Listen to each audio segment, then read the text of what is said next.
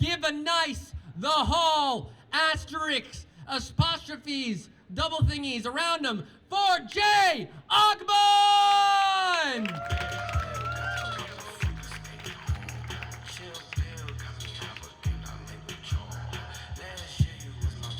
Yo, what's up? How y'all doing tonight? Oh, I see how it is. Y'all gonna leave when a black man show up, huh? No, I'm bullying you. You leaving, brothers. What happened? What happened, my guy? What happened to Wakanda forever? Thank you. You still allowed in. You gone, bro. Go ahead with your white Jezebels. I see you. I see you. You let them take you. They have made you stray from the path, my brother. No, don't look at me. Don't look at me, Kelly. Don't look back at me, Kelly. That's not okay. You taking my brother away from me. He's supposed to support me. I'm telling your mama, bro. Well, that was a lot, guys. Hi, how are y'all doing? Yo, shouts out to this family right here who have the only people here who I know for sure are older than me, because everybody else here, I don't know, they have their driver's licenses. Y'all all look young as shit. What are you, 21?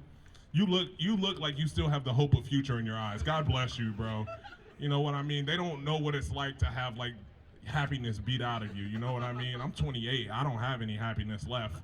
I'm 1 year away from my mom calling me and being like, "Do you have a girlfriend yet?" before I break down and just give her a kid out of wedlock. You know what I mean? Do you have, I'm Nigerian. I got aunties called Osache. Do you have a girlfriend yet? And I'm gonna call them and like, "Yes, nigga, please stop calling, okay?" She's white, and they're gonna get angry at me. No, I'm joking. Speaking of white people, shouts out to y'all. Thank y'all for coming out. It's so glad to see y'all. No, it is. It's because this has been a tough time for white people in general. I think it's the hardest time historically in all of history for white people. Because y'all keep finding out y'all have racist relatives on Facebook, and that has to be devastating. You know what I mean?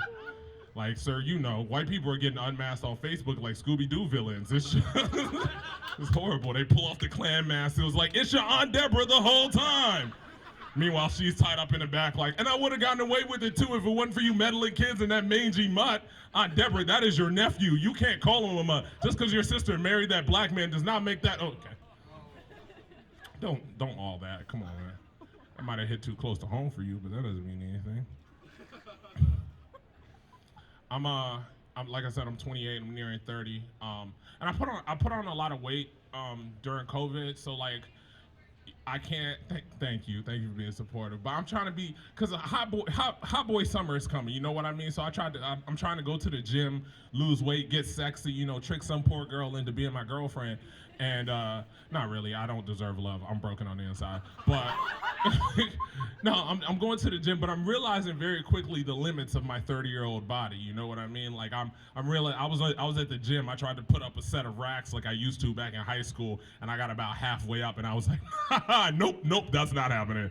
That's not happening. I knew I was getting old when I started listening to hip hop music differently. You know what I mean? I'm over here jamming to Drake. I love Drake. You like Drake, man? No? Do you? One of y'all has to like Drake. Y'all can't. Thank you. Shouts out, my guy. I like Drake. He has a song where he's like, "I don't chase hoes, but these bitches, they run a mile for me." And now that I'm 30, I'm like, of course you don't chase hoes, man. You're 30, your knees click. Like, you can't keep up with them no more. You know what I mean? It's not going good. Oh, man.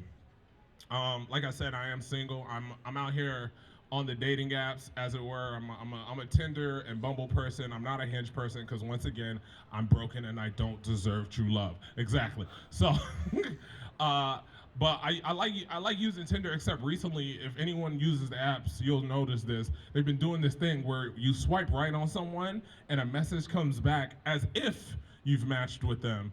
Except the message will say, "Hey, we've noticed that this person that you swipe right on has been getting a lot of matches lately. They're really popular. So would you like to super like this person so that your match stands out amongst the rest?"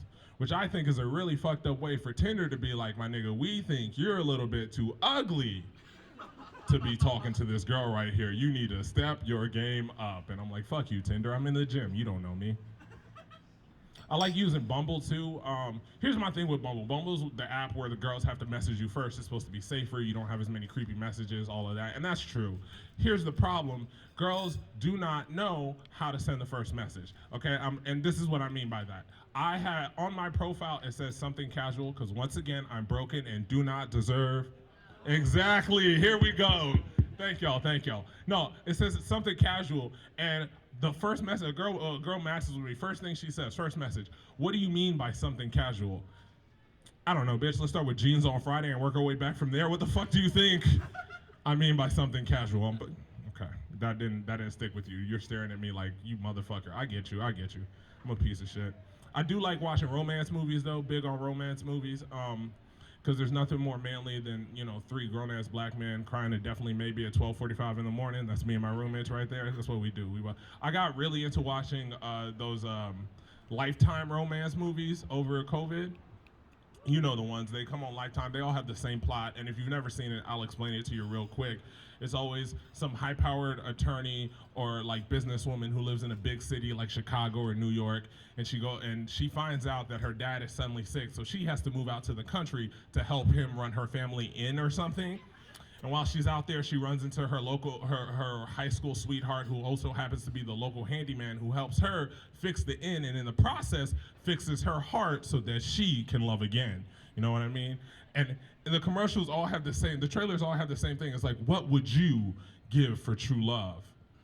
And I'm like, not six figures.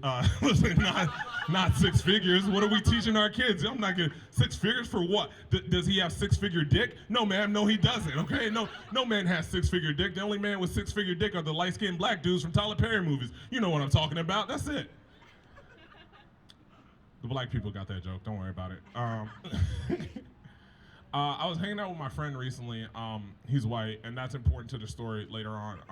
Because we were talking about white people shit like ghosts and aliens, and come on. And he was like, "Are you telling me you've never had a ghost experience? You never had a mystical psychic experience with ghosts?" And I was like, "Nah, I don't really be going where they be at." I don't know what to tell you. It was like when you were a kid and those kids in the block that you get in trouble and your mom's like, "Don't go hang out with them. They're gonna get you in trouble." That's how black people are with ghosts. We don't go to the Victorian house. And here's the thing about ghosts that I think you need to know. Ghosts mostly are dead people from the past, which means they are racist. Exactly. They're racist. You know what I mean? Jebediah is definitely mad that Connor moved into his Victorian home, but you know what's gonna make him angrier? The twofold punch of finding out that both slaves are free, and then I got his house $80,000 below sale price because I picked it up during COVID in a buyer's market. You know what I'm talking about? That's not okay. This ghost material isn't hitting with y'all. Okay. Should I go back to the white racist people material? That seemed to be murdering with y'all. Okay, all right, I got something for y'all. I've been watching a lot of serial killer documentaries on Netflix, to get to know white people better. And don't all that, please. We've all seen this series. We all know. You know what I mean? If you think I'm lying, think about this. Ted Bundy has a Netflix series where he's played by Zac Efron. That is horseshit, right? Because Ted Bundy isn't even the best serial killer in America. He's not. He's one of the greats, but he's not the best. The best is a black guy. Plot twist. Bet you didn't know that. You know what I mean? We're gentrifying your sports like you're gentrifying our neighborhoods, good sir. No, the best serial killer. I don't know if you're white. I'm sorry, you're just in front of me, man. No judgment. But no. Listen, the best serial killer in America is a black guy. It's a black guy by the name of Samuel Little. You can Google it after the show. He started killing in 1970. He got caught in 2005. That is 20 plus years of killing, right? They said he killed over 90 plus people in that amount of time. He's not gonna get a Netflix series played by Michael B. Jordan. That's horseshit. And he deserves one, because statistically speaking, He's better. Yes, and don't get me wrong. Ted Bundy was one of the greatest. He killed a lot of people short amount of time. And like 90 people over 30 years, that's like 3 people per year per capita. That's not a lot of people per year per capita or anything. But you do anything at that consistent of a level for that long of a time, you got to look at the longevity of the career. You know what I mean? Those are Hall of Fame numbers. That's a Tim Duncan career, right? And you don't want to count it. Why? Because he was murdering people in the 70s and 80s, and you don't count anything before 1994 because that's when OJ murdered his wife, so murder became integrated. That is horseshit. So he was just doing numbers in the Negro Leagues of murder? That man is the Jackie Robinson of murder, man! You give him the Netflix series he deserves. Or at least a Disney Plus one. We have the services for it. We have the services for it. I'm gonna put this thing. Let's see, how am I gonna end this? I watched a lot of YouTube. Recently I've been watching a lot of YouTube at my job mostly, because I gotta look busy. And here's the thing about YouTube. You got to be particular with what you watch on YouTube because you get the algorithm that recommends you things. You know what I mean? It's very persnickety. Like me, I'm an anime and hip hop person, and you know, you watch one off-color video, you get a recommendation. It's like you want to hear about how President Trump is going to save the world. No, my nigga, why'd you think that was something I would be interested in? Matter of fact, I don't know what I've been watching recently, but recently all of my recommended videos have been low-budget Christian movie trailers. Just like someone up at Google looked at my shit and was like, hey, nigga, you need Jesus. This is for you. All right, y'all have been great. Let's get Sammy back up here. Thank y'all for coming out. This has been great. Thank y'all to Rails Comedy.